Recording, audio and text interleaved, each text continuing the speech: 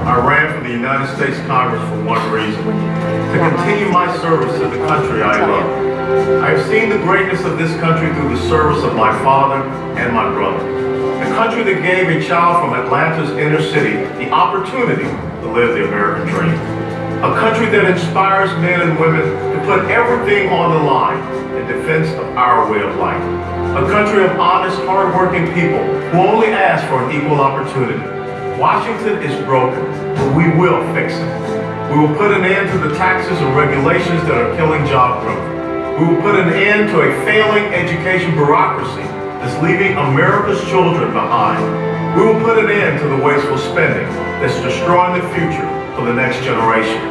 Some say I push too hard, that I ask too much. My response: I'm just getting started. That's the American.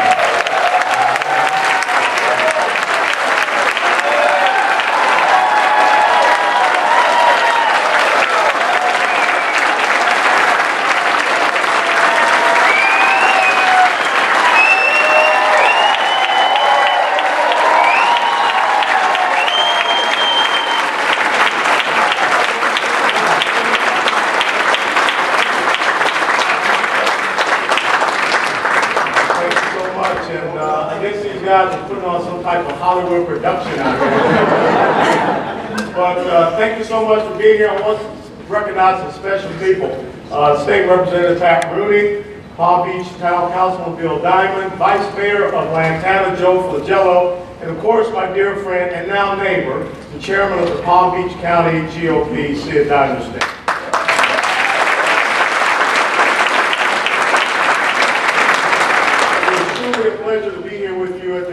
Beautiful, magnificent Boylan Center. Let's give a round of applause to the staff.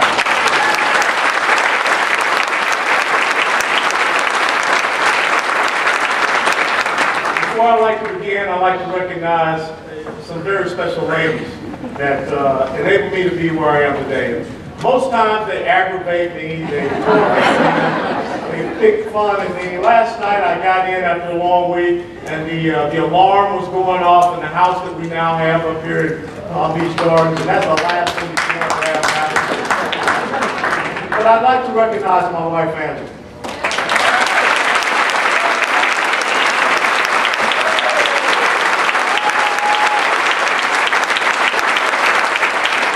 A lot of people don't understand the magnitude of the sacrifice that goes into being a military spouse. And those who have not lived it can only truly guess what it is like. And not only has Angela been a military spouse, she's also been the daughter of a career military man. She spent 20 plus years in the military, 2 tours of duty in Vietnam. She is truly a woman of Sparta, and she truly understands what it knows to sacrifice for this country. And Angela, I thank you for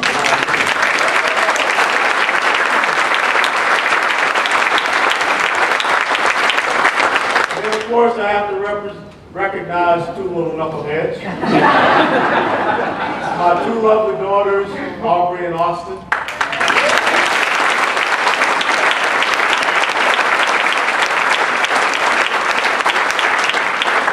The tough thing is that I've been away from them a lot of their lives. But they still always recognize and understand why Dad does what he does. I will never forget the greatest day probably in my life. When coming back from Iraq in December of 2003, and the 2 of them ran up to me and said, "Daddy, we love you, we're proud of you, and welcome home."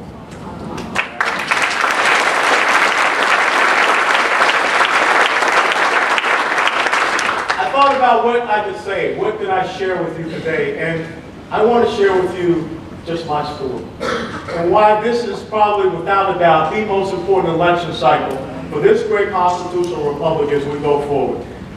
2 years ago, we witnessed something that was miraculous when the people of South Florida came together to send a black conservative, a former soldier, to the United States House of Representatives.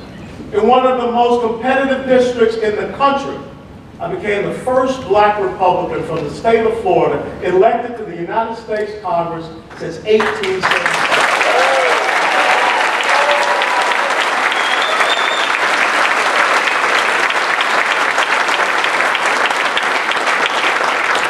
The trust that you placed in me to be your representative was among the greatest honors of my life, and I will never forget it. But to understand the things that brought us to this moment, one first must understand the things that make me who I am. No single value has played a more formative role in shaping my perspective as the commitment I feel to service to a higher cause. I learned that from my father who served in World War II. I saw that from my older brother who served in Vietnam. And then in 1983, I put it in practice when I graduated from the University of Tennessee and received a commission in the United States Army. That commitment is one that I've carried with me ever since. It was sharpened during Desert Storm and hardened in Iraq. It was heightened in Afghanistan and tested in Kuwait. Through 22 years of military service, that commitment was the compass that continually pointed me in the right direction. And in 2010, it was the driving force behind my decision to come back and make another run for office after falling short in 2008. And having so many of you come up and pick me up and say, get back out there and try and do it again. The thing that you have to understand about old soldiers, and I know there's a lot of us old soldiers, sailors, airmen, Marine, and Coast Guardsmen here today, is that we truly never retire from action. That desire to make a difference doesn't just fade away when we lay down our arms. Years of preparation make us believe that we could be called upon again at any moment, and years of training ensure that we'll be ready if we are. You see, it was the same commitment that first led me to put on a camouflage uniform that inspired me to swap out boots and camis for a suit and tie. The decision to run for Congress was not one that I took lightly, but it was one that I took seriously because it was rooted in the belief that when your country calls, you must answer. You don't say no.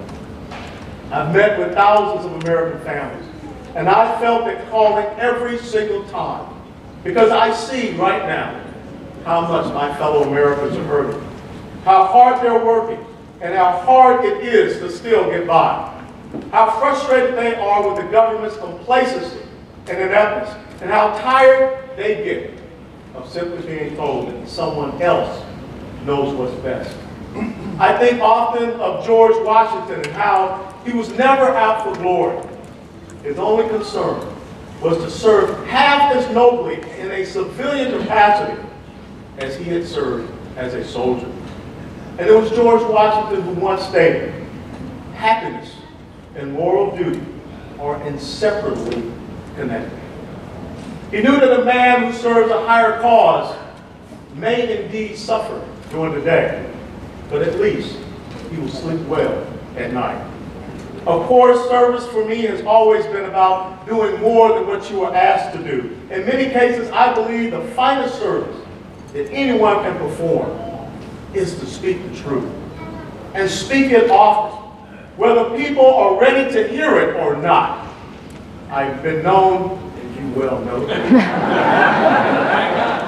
speak my mind.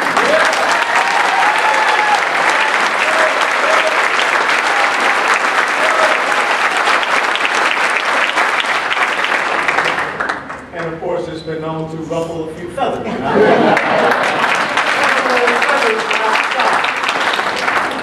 But the willingness is why I am the #1 target for the National Democrat Party, the liberal progressives, and their acolytes. Because I'm a different kind of elected official than they have ever seen before. I am not a politician by trade. I learned to communicate on the battlefield where nuance is not at all useful. And actually, it can be dangerous. If not fatal.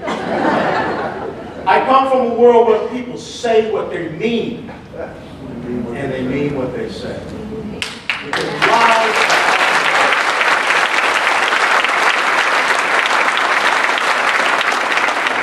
While others are in Washington, D.C. seeking to make friends, I kind of like to make waves.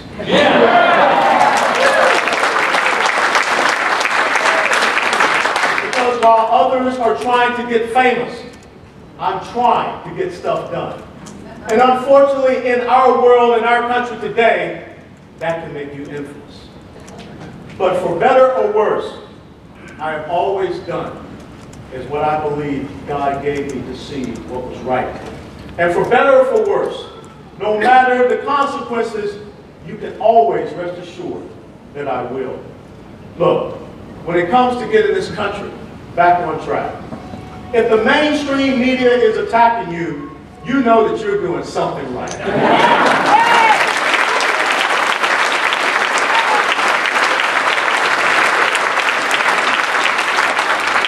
And as we say in the military, those people who have ever flown fighter pilots, you're only taking flight if you're over the target.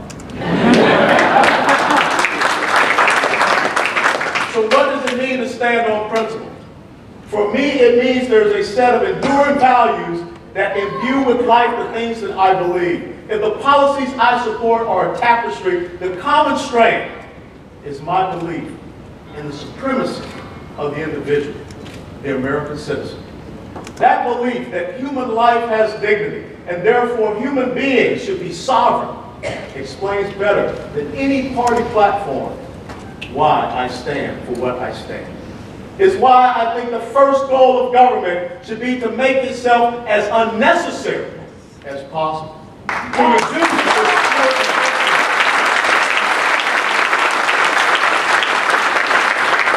To minimize its footprint and to give people the space to innovate, compete, flourish, and be prosperous.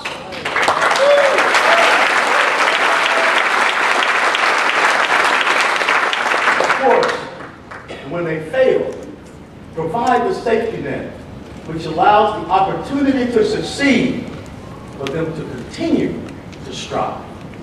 We don't believe that the safety net should ever be a hammer. You'll find that respect for freedom and autonomy is in virtually every position that I take. Our political opponents sometimes portray my opposition to raising taxes as wanting to give handouts to the rich. What they don't understand is that it's not about taking from some people and giving it to others.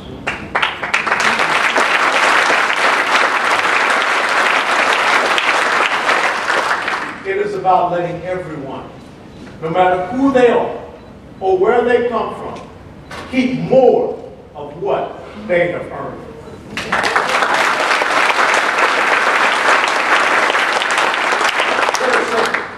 When the government appropriates from the taxpayers more than it absolutely needs, that's not serving the public interest.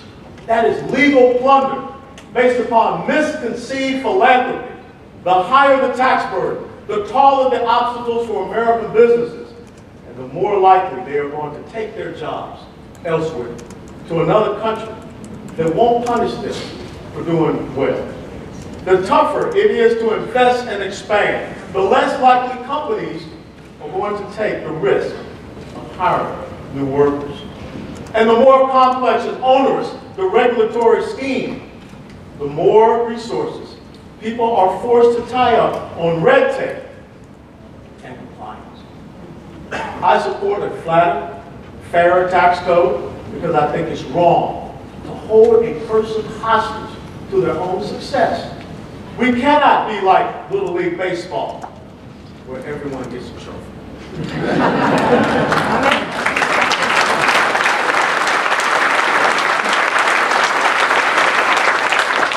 We can promote ingenuity and entrepreneurship and put Americans back to work, but it will take a government that is willing to loosen the reins that hold the private sector back. Unfortunately, the president does not get it. When he said yesterday that the private sector is doing well, I don't know what plan the president is occupied, but he's not in the United States of America.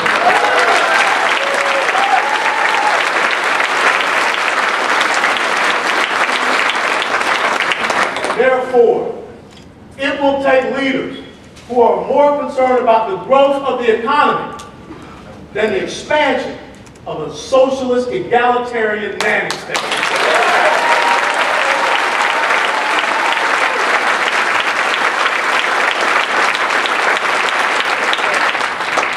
has shown us the secret to economic prosperity. And it's very simple. It's to have smart, hard-working people in competition with each other. It's the engine that powered the progress of nations. That's the tide that lifts all boats. It's the key to success for Americans over the past 235 years, which is why the best government it can do for the economy is to get out of the way.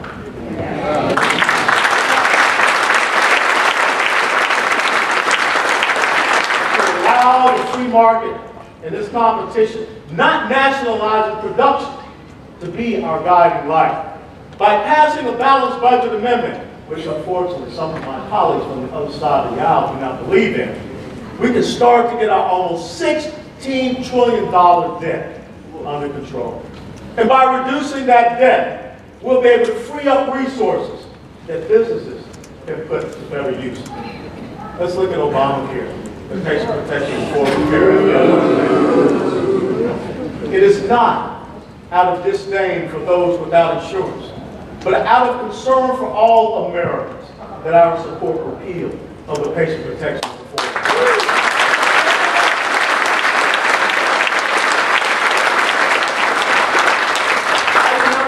Not wanting people to suffer because they can't afford medical treatment. But I reject the notion that introducing a new layer of government, bureaucracy, is going to do anything but make matters worse. 2 years after passage, we're seeing the cost of health care tick upwards at an even more alarming rate. The price of an already expensive service is being ever higher, not driven by market forces or greedy doctors, but by federal interference. People everywhere are being concerned and coerced through force to spend money on things they don't even want. And employers everywhere are finding they can no longer afford to offer the coverage to their workers at all. Americans will be losing their health plans and their doctors. Bureaucrats will be making life and death health care decisions for our seniors. It's a bad idea that is wrapped in nearly 3,000 pages of rules, regulations, and yes, 18 new taxes. And it's indicative of an all too common truth. More often than our liberal friends would like to admit, an action meant to fix one problem ends up introducing many more problems. Reform should be about solving problems for the American people, not creating new ones. Instead of adding to this bureaucratic mess that is our current healthcare system, we should be working to free it from the bonds of waste and inefficiency. Instead of stifling it with government, we should be encouraging competition. Only markets can drive down the cost and drive up the quality of healthcare. Washington has a good day when it manages not to screw things up.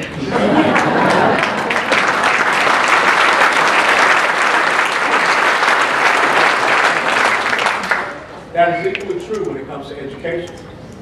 No one is well served when the federal bureaucracy tries to impose top-down controls on our schools. Teachers end up hamstrung, parents end up shut out of the decision-making process, and students, our next generation, end up as collateral damage. You know, the bureaucratic inefficiencies always lead to deadweight loss, but those losses are particularly troubling when it's our children's futures online. And when it comes to this issue, many of you know that I can speak from experience, having taught high school at Deerfield Beach for 1 year after retiring. And that was such an enjoyable experience. And I volunteered to go to Afghanistan.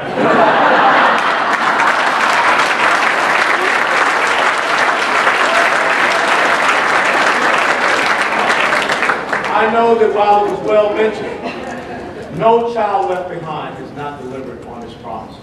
And it breaks my heart to know how many students right here in our South Florida community are slipping through the cracks. And I know that we can do better. If we really want to, we can get the federal government out of these South Florida schools. We can take ownership of our own creative. And once and for all, That's why we have school boards.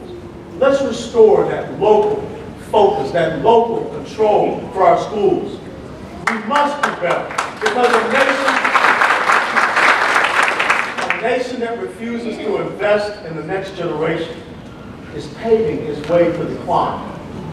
But that investment does not mean to include wasting taxpayer dollars on more bureaucratic policies either.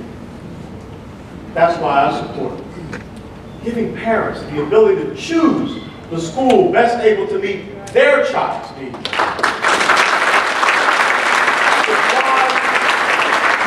why I support taking power away from teachers' unions.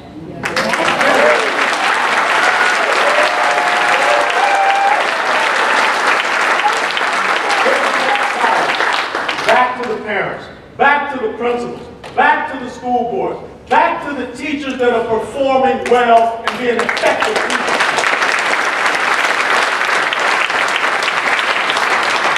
Most importantly, it's one of the reasons why I ran for office in the first place, because of those two young ladies right there. You know, it's not just about K through 12 either.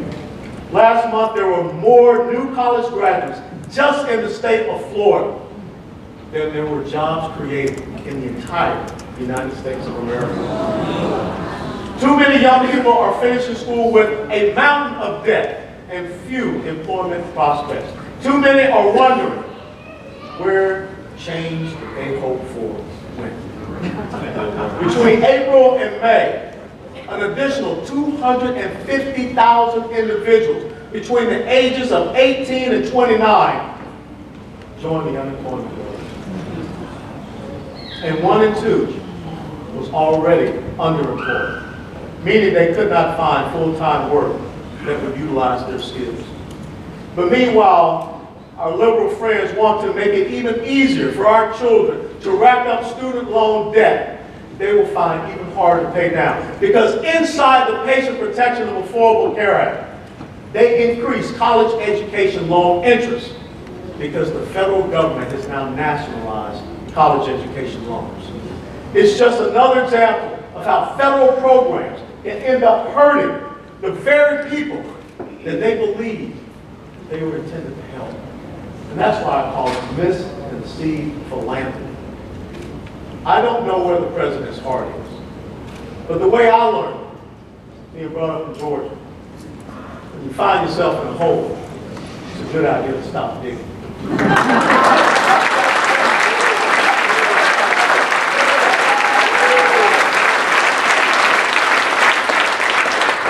Speaking of digging,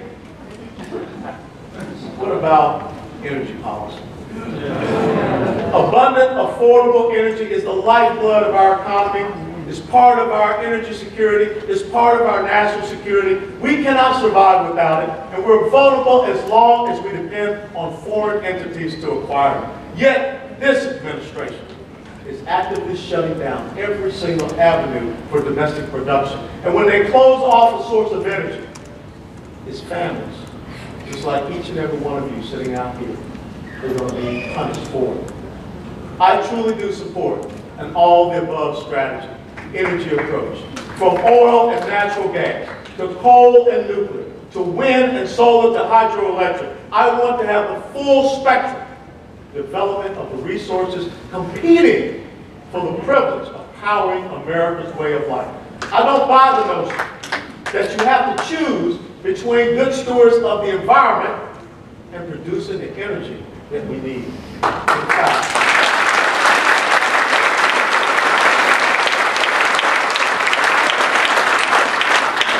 fact, I have co-sponsored many pieces of legislation to protect South Florida's many ecosystems. Because I recognize that the Everglades are a bona fide national treasure, attracting tourism and providing drinking water for much of our state. And as a master scuba diver and distance runner, I know how precious our reefs and our beaches are. South Florida's natural wonders are far too important to play politics with. Yet, we can't let the beauty of our surroundings dissuade us from pursuing energy independence.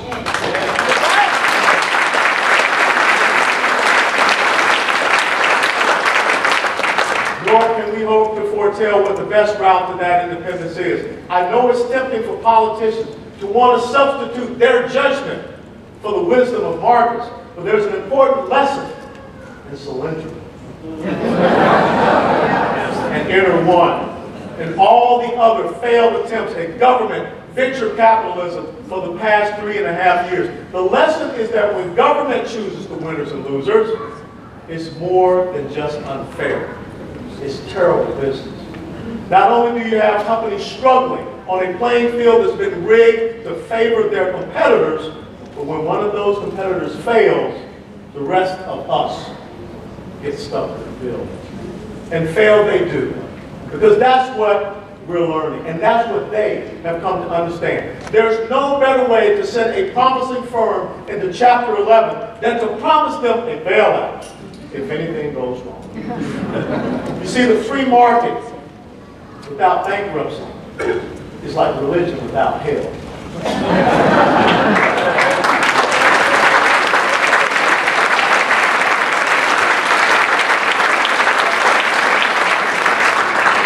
Why make good decisions if you know there won't be consequences to making bad ones? Yes. Wouldn't you be betting on a long shot if it was someone else's money on the table? Time and again, government makes itself an obstacle to progress. Time and again, policies meant to do one thing end up bringing about the opposite results and unintended consequences.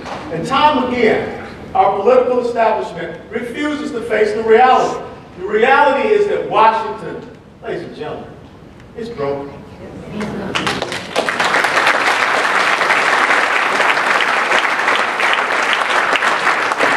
I know you're discouraged by the failure of leadership that you're seeing. And you know what? Having served 22 years in the United States military, I see the lack of honor, the lack of integrity, the lack of character, the lack of competence, the lack of conviction, the lack of commitment. And that's why there's a failure of leadership. And it's been tested to me as well. There are those trying hard, very hard to divide us along lines of race, class, and gender. See, they can't run on their records, so they're stirring up discord and division instead, just like those chuckleheads that are out there on the street corner.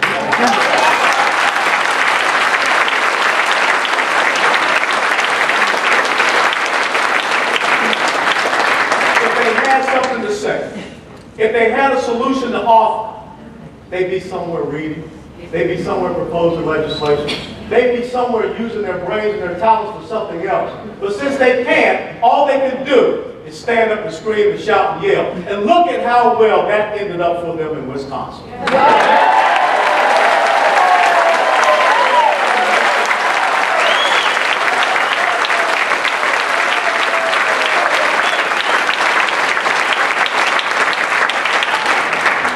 We all have a different vision for this country. One where we come together to support policies that benefit us all as Americans. Not favorite groups and special interests or one industry at the expense of the other. Not even as Sid has talked about. Not one party at the expense of another. So while they're busy fighting over who's the biggest bully, I and you, each and every one of us, are busy trying to figure out the results, the solutions. Eliminating bureaucracy, promoting competition, clawing our way back to an American exceptionalism where everyone in this country can thrive. In many ways, when you think about Angela and myself, and our story, that is the American story. It's the American success story.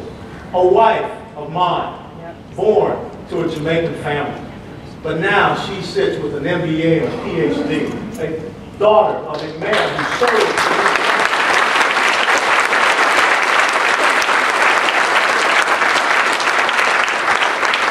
Daughters now being brought up to understand those basic principles of individual responsibility and accountability, hard work, God, family. That's the key thing. Not looking to government to provide you a way forward, looking to yourself to provide the way forward. And that is the lesson that my parents taught me being brought up in the inner city of Atlanta, Georgia.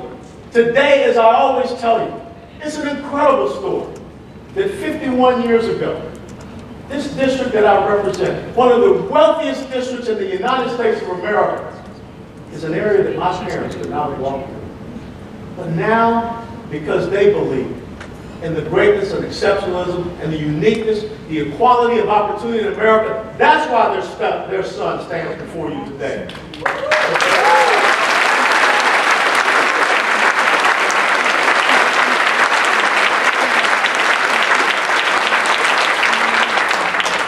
And so as you party today, this election is all about the choice between two futures. It's an equality of opportunity that we have in America that's worth fighting for. And either we can stand together against the forces of government overreach, or you can surrender. Surrender your decision-making process. Surrender your individual sovereignty to a bunch of self-proclaimed political elites trying to centrally plan out your lives from cradle to grave. So what do you say? Are you ready to make a stand for the longest running constitutional republic that the world has ever known? Because I tell you, if you are, I'm ready to stand with you.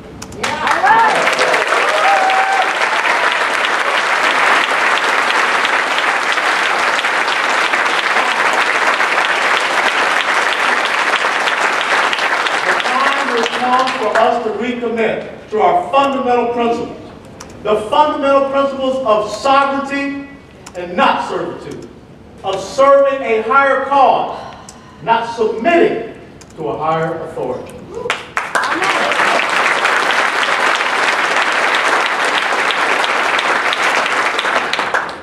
You know, some of you may not remember this movie, but it's one of my favorites.